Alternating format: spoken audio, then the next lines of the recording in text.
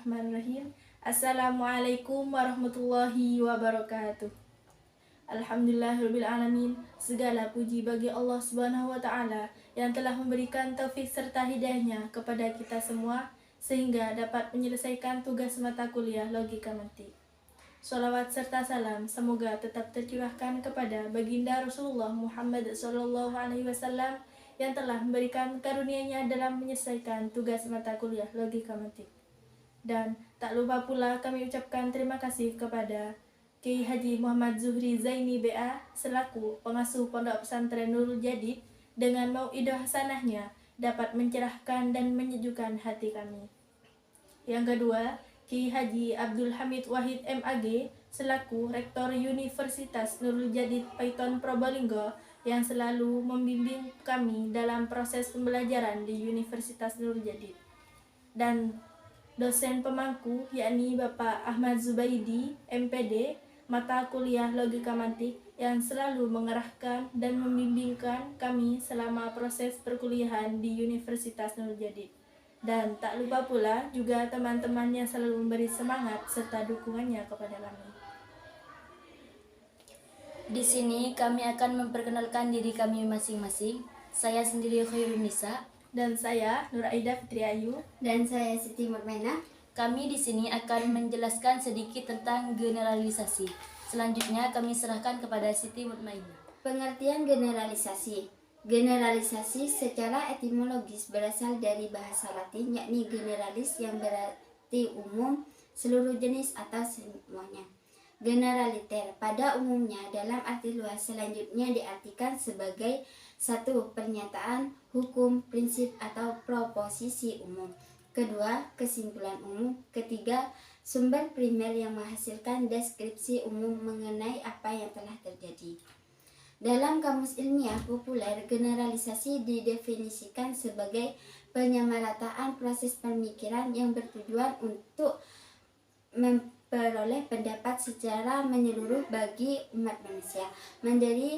Mendefinisikan generalisasi sebagai proses penularan yang bertolak dari sejumlah fenomena individual menuju kesimpulan umum yang mengikat seluruh fenomena sejenis dengan fenomena individual yang diselidiki. Macam-macam generalisasi berdasarkan kuantitas fenomena yang menjadi dasar penyimpulan. Generalisasi dibedakan menjadi dua macam, yaitu generalisasi sempurna dan generalisasi sebagian atau generalisasi tidak sempurna.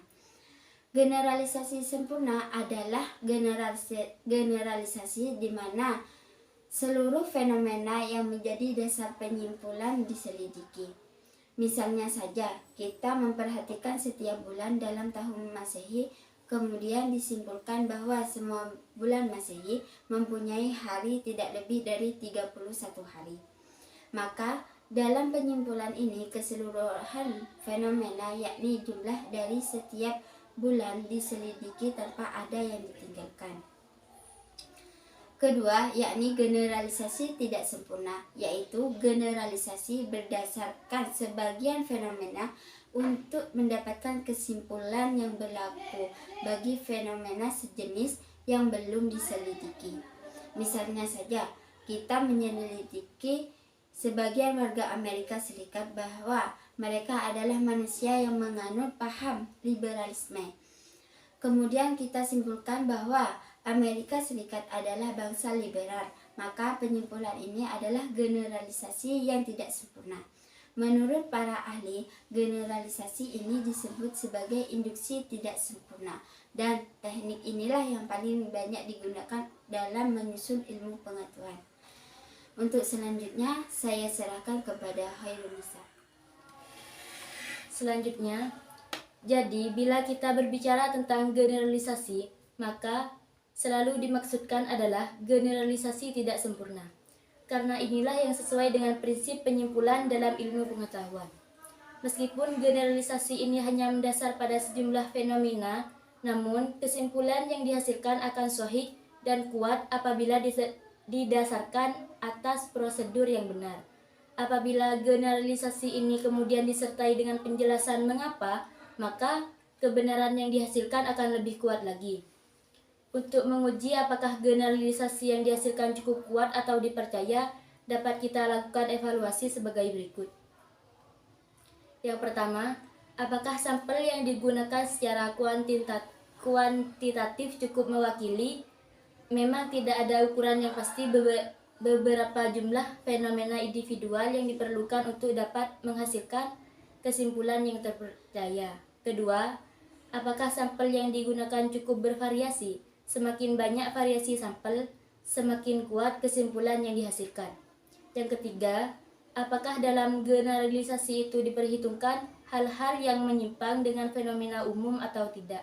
Kekecualian harus diperhitungkan juga, terutama jika kekecualian itu cukup besar jumlahnya. Yang keempat, apakah kesimpulan yang dirumuskan konsisten dengan fenomena individual?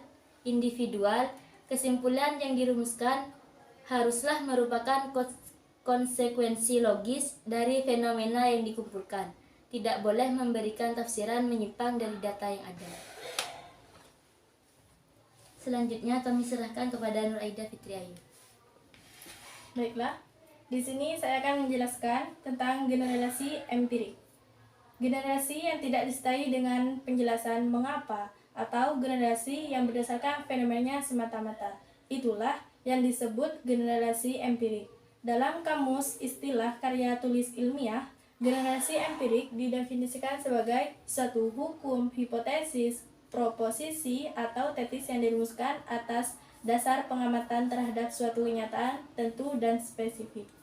Faktor-faktor yang dianggap konstan dari menurut kami, generalisasi empirik itu adalah suatu bentuk generalisasi yang hanya mendasarkan penyimpulannya pada fenomenanya semata-mata tanpa disertai penjelasan mengenai fenomena seperti itu berlaku.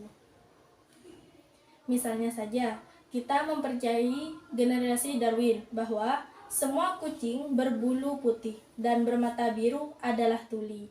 Pernyataan ini didasarkan atas generalisasi yang benar dan terpercaya, sehingga kita semua mengakui kebenarannya pernyataan ini.